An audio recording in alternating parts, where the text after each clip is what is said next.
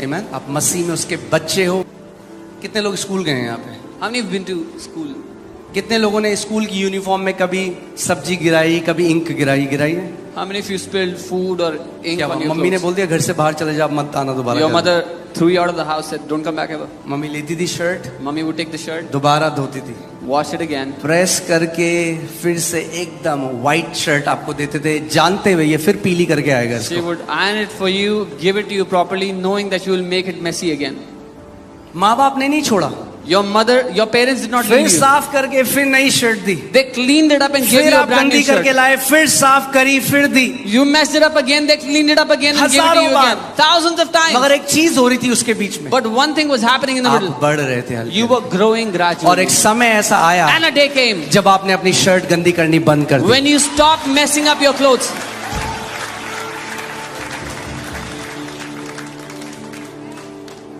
आप मसीह में उसके बच्चे हो। मैं आपको आज एनकरेज करना चाहता हूं, अगर आपसे गलती हो, उठो फिर चलो। फिर गिरते हो, उठो फिर चलो। फिर गिरते हो, फिर उठो फिर चलो। समय आता है जब वो पाप जिसमें शैतान ने आपको बांधा है वो आपको बांध नहीं पाएगा, क्योंकि आप आत्मा में बढ़ रहे हो यीशु के नाम में। You are in the Lord, you are a child of God, and you fell in something, you fell in sin. I say, get up and walk again. You fell again, get up and walk again, because the time is coming when you will never fall in that sin ever again. Amen? आप जानते हैं Bible में परमेश्वर ने क्या होगा यदि धर्मी जन 7 बार गिर जाए तो? You know why the Bible says even if the righteous fall 7 times? अगर 8 बार गिर गए तो?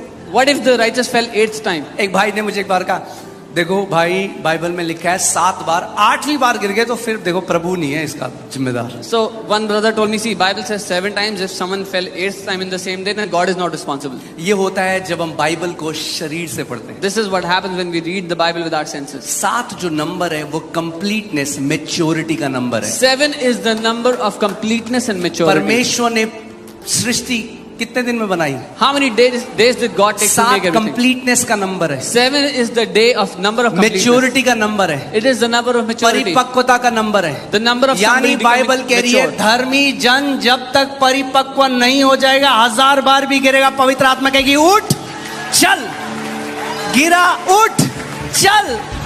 तुझे जब तब तक वो कहता है मैं ना तो तुझे कभी छोड़ूंगा ना कभी त्यागूंगा, जब तू गिरेगा तुझे उठाऊंगा और कहूंगा चल चल मेरे बच्चे उठ। So the Bible is saying even until you become matured, if you fell, the Holy Spirit will say get up and walk. If you fell again, the Holy Spirit will say get up and walk. Until you are matured, I will not leave you nor forsake you. Amen? इसीलिए तो सहायक दिया। This is why he gave you a helper. वो जानता है हम बिना सहायक के नहीं चल सकते He knows we मसीह चाल को। cannot walk this Christian walk without a helper.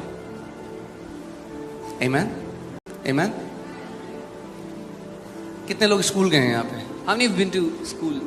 कितने लोगों ने स्कूल की यूनिफॉर्म में कभी सब्जी गिराई, कभी इंक गिराई है? How many of you spilled food or ink क्या on your मम्मी ने clothes? बोल दिया घर से बाहर चले जा, मत आना दोबारा? Your mother threw you out of the house, said, "Don't come back ever." Mummy लेती थी shirt, Mummy would take the shirt, दोबारा धोती थी, wash it again, प्रेस करके फिर से एकदम व्हाइट शर्ट आपको देते थे, जानते हुए ये फिर पीली करके आएगा she इसको। would iron it for you, give it to you properly, knowing that you will make it messy again.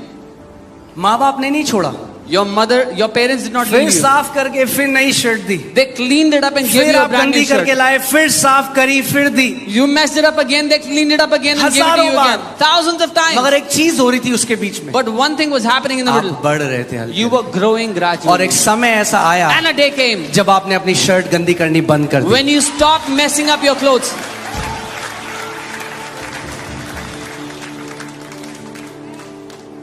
आप मसीह में उसके बच्चे हो। मैं आपको आज एनकरेज करना चाहता हूं, अगर आपसे गलती हो, उठो फिर चलो। फिर गिरते हो, उठो फिर चलो। फिर गिरते हो, फिर उठो फिर चलो। समय आता है जब वो पाप जिसमें शैतान ने आपको बांधा है वो आपको बांध नहीं पाएगा, क्योंकि आप आत्मा में बढ़ रहे हो यीशु के नाम में। You are in the Lord, you are a child of God, and you fell in something, you fell in sin. I say, get up and walk again. You fell again, get up and walk again, because the time is coming when you will never fall in that sin ever again. Amen? आप जानते हैं Bible में परमेश्वर ने क्या होगा, यदि धर्मी जन 7 बार गिर जाए तो, You know why the Bible says even if the righteous fall 7 times? अगर 8 बार गिर गए तो? What if the righteous fell 8th time? एक भाई ने मुझे एक बार कहा, देखो भाई बाइबल में लिखा है 7 बार, 8वीं बार गिर गए तो फिर देखो प्रभु नहीं है इसका जिम्मेदार। So one brother told me, see, Bible says 7 times. If someone fell 8th time in the same day, then God is not responsible. ये होता है जब हम बाइबल को शरीर से पढ़ते हैं। This is what happens when we read the Bible with our senses. 7 जो नंबर है वो कंप्लीटनेस, मैच्योरिटी का नंबर है। 7 is the number of completeness and maturity. परमेश्वर ने सृष्टि कितने दिन में बनाई? How many days did God take to 7 make everything? Completeness का नंबर है, 7 is the day of number of completeness. Maturity का नंबर है, It is the number of maturity. परिपक्वता का नंबर है। The number of यानी somebody बाइबल becoming कह रही है mature. धर्मी जन जब तक परिपक्व नहीं हो जाएगा, 1000 बार भी गिरेगा, पवित्र आत्मा कहेगी उठ चल, गिरा उठ चल, तुझे जब तब तक, वो कहता है मैं ना तो तुझे कभी छोड़ूंगा ना कभी त्यागूंगा, जब तू गिरेगा तुझे उठाऊंगा और कहूंगा चल चल मेरे बच्चे उठ। So the Bible is saying even until you become matured, if you fell, the Holy Spirit will say get up and walk. If you fell again, the Holy Spirit will say get up and walk. Until you are matured, I will not leave you nor forsake you. Amen. इसीलिए तो सहायक दिया। This is why he gave you a helper. वो जानता है हम बिना सहायक के नहीं चल सकते। He knows we मसीह चाल को। cannot walk this Christian walk without a helper. Amen.